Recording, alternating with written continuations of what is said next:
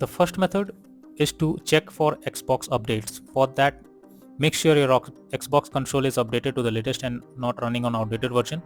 So first open settings on your Xbox, now select system and then select updates. Here check if any update is available and click on it to begin the update process. After that, check if the problem is resolved. If not, next solution is to check for the game update.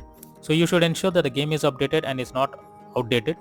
The developers of the game often releases patches to deal with these kinds of bugs and improve the performance. So make sure you update your game if any update is available, and after that check if the problem is resolved.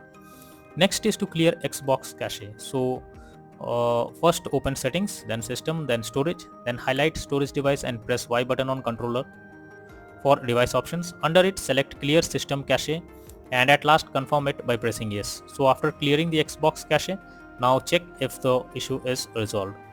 Next is to check storage. For that, press Xbox button. After that, go to profile and system, then click on settings, then system, then storage option. Here check whether there is any available space or not. Or else delete some unused apps or games and then try to launch the game and check if it's working or not.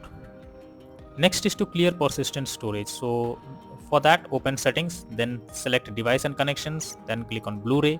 Now select persistent storage and after that select clear persistent storage. So after clearing this, check if the problem is resolved or not. Next is to remove and re-add account. So for that, press Xbox button to open guide. After that, click on settings under profile system.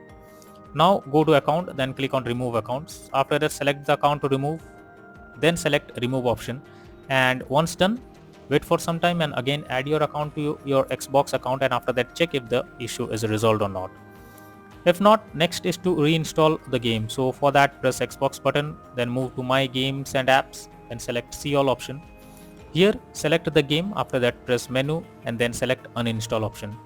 Once the game is removed, open the game's official website and download the game and then launch the game to check if the issue is fixed or not.